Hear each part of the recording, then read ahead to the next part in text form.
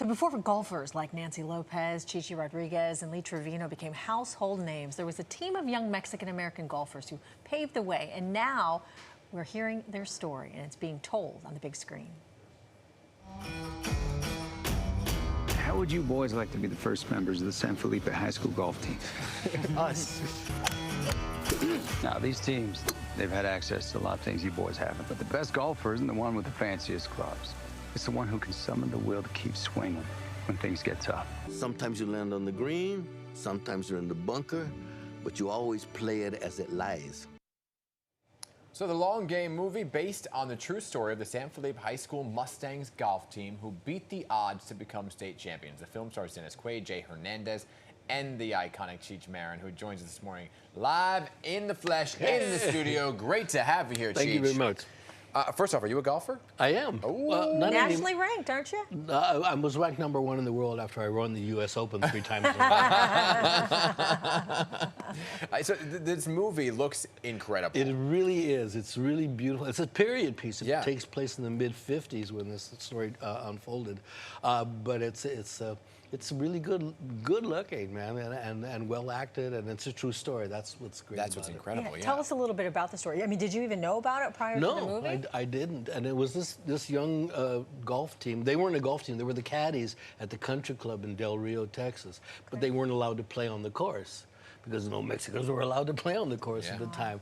But they were caddies, and so they got put together by Jay, his character, and they formed a team, and they went on to win the state championship 2 years in a row from knowing nothing.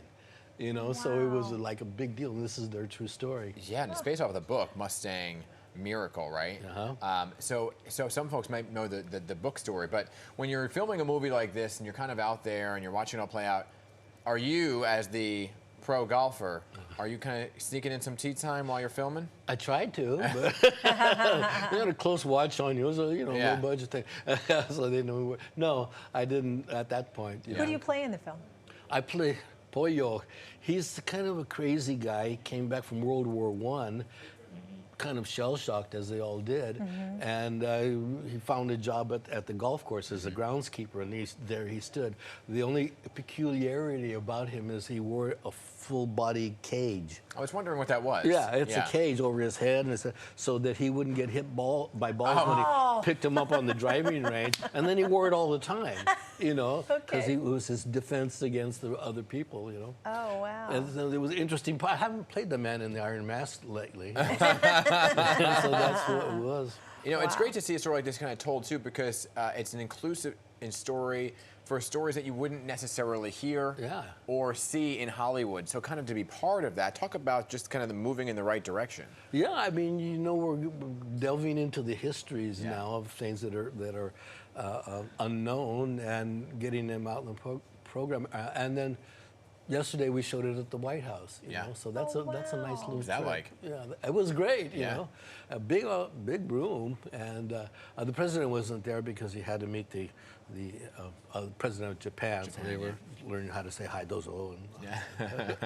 So I understand you've been pretty busy, though. You recently opened a museum of Chicano art in California. Yes, in Riverside, California. Yeah, tell us about that. Oh, I've been a big Chicano art collector for 40 years, and we played in Riverside, and it was a big show that they had.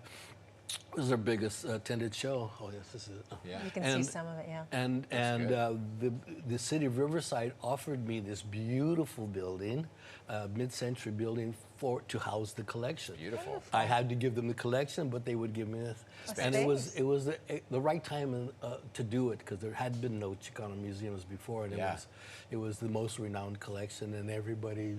It's a big hit, and it's a pride of the community. That's wonderful. I mean, they're incredible. The colors from some of the artwork is just incredible. Yeah. No secret, though, that you, Cheech, are a fan of cannabis. Well, yeah. And you have your own do I smell? dispensary business now, right? That you kind of have opened up shop. Yeah. Where are the shops located? How is business going? Business is going very well. Yeah.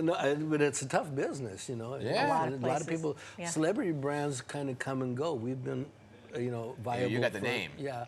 But we work at it, you know. Snoop Dogg has a name, and Willie Yeah. Nelson has a name. Doesn't mean they're going to be successful in that. Yeah. Yeah. Are you up against, like here in New York, some of these dispensaries open, and they're up against these illegal ones that shouldn't be open? Yeah, you know, we play by the rules and we pay the taxes. They don't help us much. Yeah. You know, but no, we do that. But we're waiting to stay alive until it gets federally legal. Yeah. Yeah. And then the whole picture changes. Right. You know?